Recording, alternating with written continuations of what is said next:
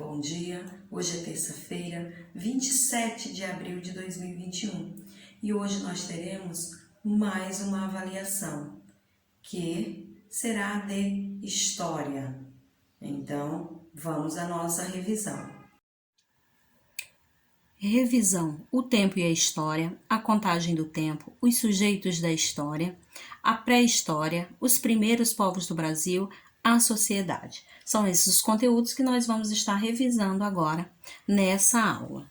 E em nosso próximo slide diz: o tempo e a história. A necessidade de marcar acontecimentos e fatos levou os seres humanos a inventarem instrumentos que cumprissem esse objetivo. Porém, as formas encontradas nos dias atuais são bem diferentes das utilizadas, em outras épocas. Primeiro, o homem começou a observar a posição e a frequência dos fenômenos naturais. Quer dizer, os homens que viviam nas cavernas, começaram a observar aí esses fenômenos naturais. Quais são esses fenômenos naturais? A lua, o sol, as estrelas, fenômenos aí da natureza, a variação das marés, as estações do ano, tudo isso para poder se organizar aí no tempo. E começaram a definir dias e noites, fases da lua, variação das marés, estações do ano, período da colheita, os meses e os anos. Então, daí partiu toda uma organização para que melhor, eles sobrevivessem, no lugar que escolhiam, que eles escolhiam para viver, tá? Então, esses dias e essas noites começaram a ser definidos pelas fases da lua, variação das marés, as estações do ano, período da colheita e os meses do ano. E surge aí a cronologia. O que vem ser a cronologia? A cronologia vem ser o estudo do tempo, E o que nos diz a cronologia? Como vocês estão vendo aí, objetos que marcam o tempo, São relógios, é ampulheta, certo?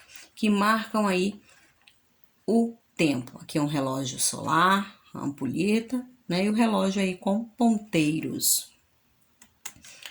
E o tempo cronológico e o tempo histórico, eles têm aí uma definição, para tempo cronológico e tempo histórico, O tempo cronológico aí nós temos o relógio, nós temos o calendário e nós temos aí esse calendário também, que é um calendário aí dos indígenas, certo?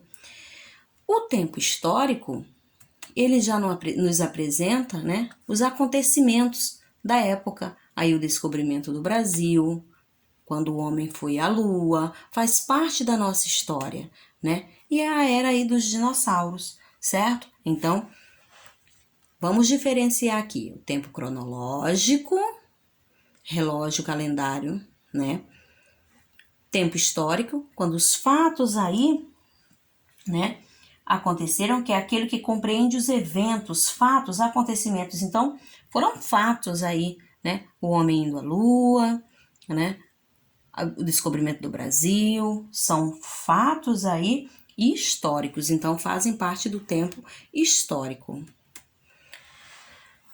Contagem do tempo. O tempo está dividido em antes de Cristo, que é AC, e depois de Cristo, que é DC, como vocês já sabem disso, certo? Para períodos mais longos, nós usamos décadas, são 10 anos, séculos, 100 anos, milênios, 1000 anos, certo, alunos? Então, vocês já podem ficar por dentro aí, tá? Lembrar dessa parte aí, que antes de Cristo AC, depois de Cristo DC, ok? Portanto, alunos, quando nós queremos organizar nossa vida, nós usamos o calendário. Ele nos ajuda a marcar os dias e os meses. O relógio também nos ajuda a marcar o tempo e organizar os nossos dias, certo?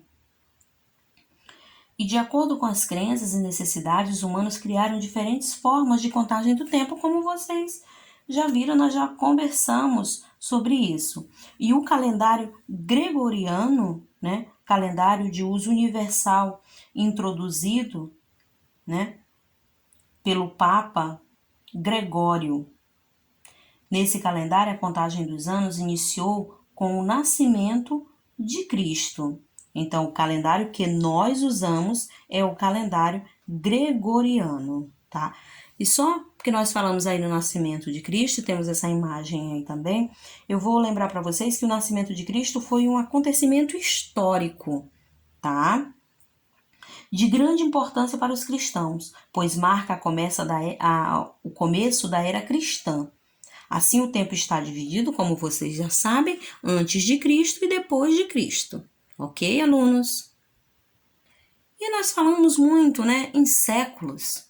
E para identificar a que século pertence um determinado ano, é simples. Vamos lá. Retire os 2 últimos algarismos do número que o indica. Some 1 ao que restou. Então, vamos ver como é que é. Vamos relembrar. Tem o ano 1827.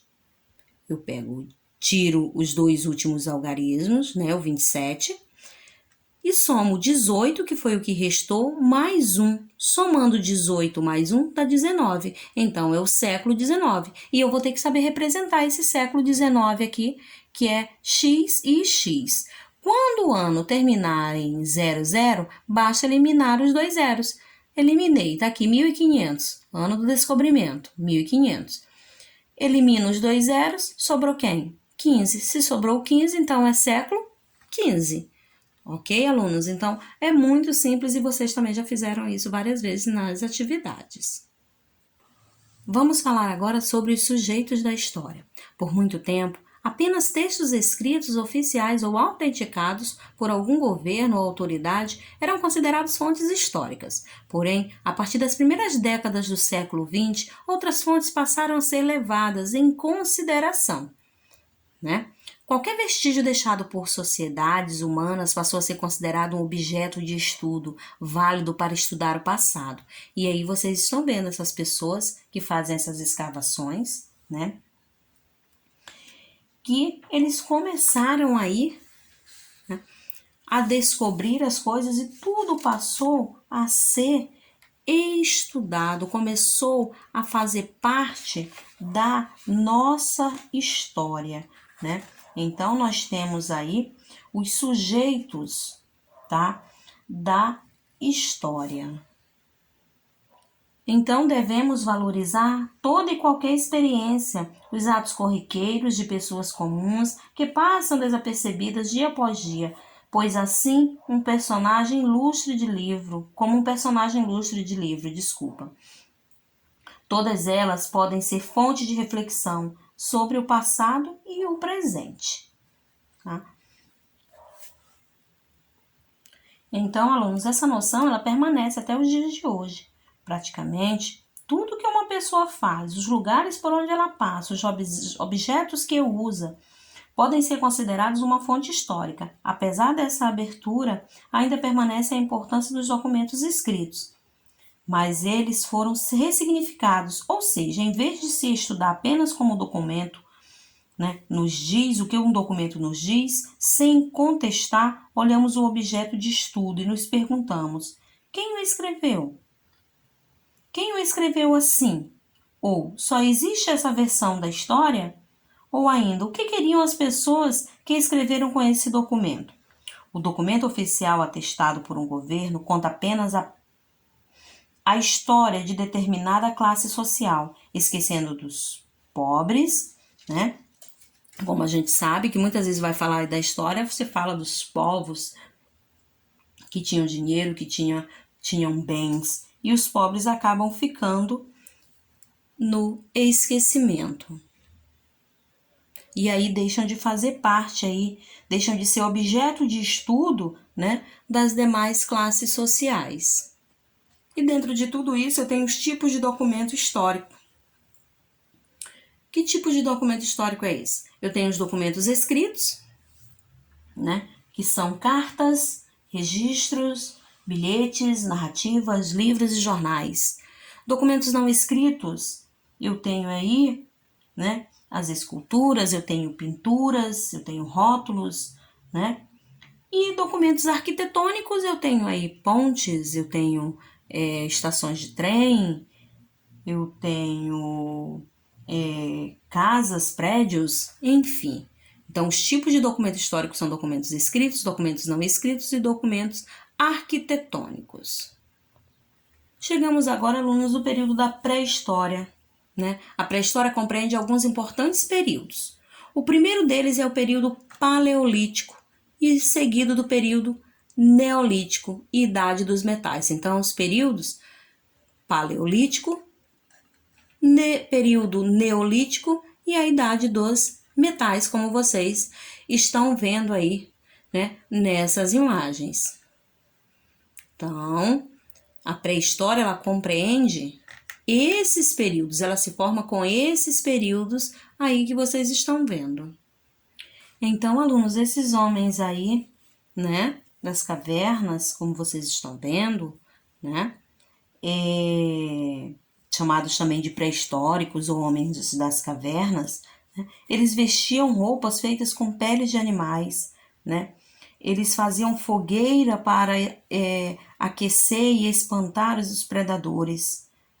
Então, eles viviam assim, como vocês estão vendo aí, em pequenas comunidades. E com o passar do tempo, né, eles descobriram aí o fogo, né, que foi onde eles começaram aí a moldar, né, as suas ferramentas, construir aí um lugar, uma comunidade onde pudessem viver, né? Mas ainda assim, né, com a descoberta da manipulação do fogo para eles, antes viviam assim, depois começaram, né? Vocês estão vendo aí a evolução, né? Então, com a descoberta da manipulação do fogo, a vida dos seres humanos mudou bastante.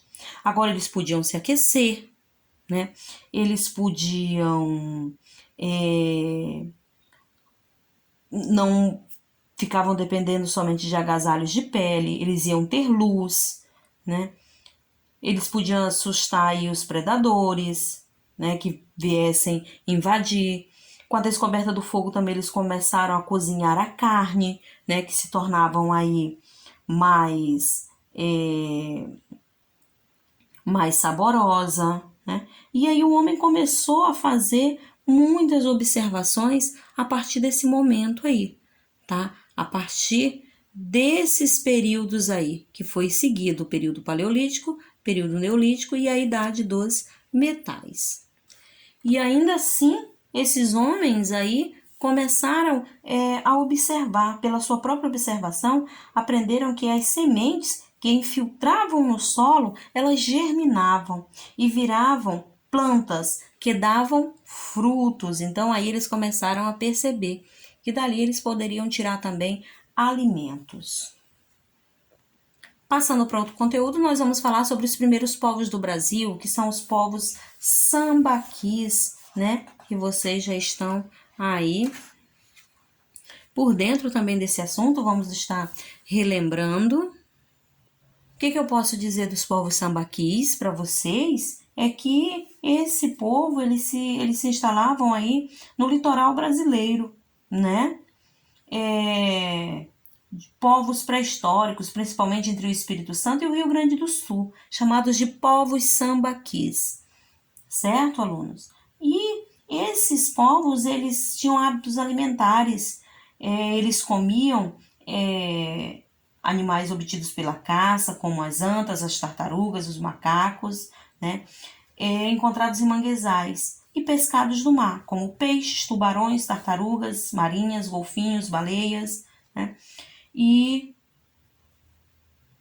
tudo, né, que eles consumiam eram descartados, né, em montes, né, e ficavam esses montes assim acumulados, como vocês estão vendo aí, das espinhas, dos peixes, dos ossos, dos animais, das conchas, enfim, de tudo, né? E com o passar do tempo, as conchas desses moluscos eram descartadas, certo? E foram montanhas de conchas conhecidas como sambaquis, né? Então, essas montanhas aqui eram chamadas aí de sambaquis nessa última imagem. Essa palavra é de origem tupi e corresponde à junção das palavras tamba, que significa conchas, e ki, que significa amontoado.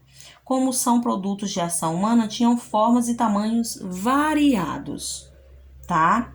Os sambaquis podem ser encontrados em praias, baías e até foz de grandes rios. E por fim, nós temos o conteúdo aí, a sociedade. A princípio, o mais velho comandava o grupo, mas as famílias foram crescendo e surgiu a propriedade privada. Os chefes dos grupos foram enriquecendo e surgiu o que chamamos de Estado. No Brasil não existia a presença do Estado antes dos europeus aqui chegarem. Os grupos que aqui viviam eram seminômades. Deslocavam-se de um lugar para outro de acordo com suas necessidades e faziam escambo, troca de mercadoria sem interferência de dinheiro. Então, alunos, quando eles viviam em uma comunidade, né, coletiva, tudo que eles tinham, tudo que eles conseguiam era para eles, tudo era dividido entre eles, tá? Depois, né, começou aí, conforme os grupos foram enriquecendo, começou aí, surgiu os chefes, né? E surgiu o que chamamos de Estado. E aí começou uma divisão de terras, né?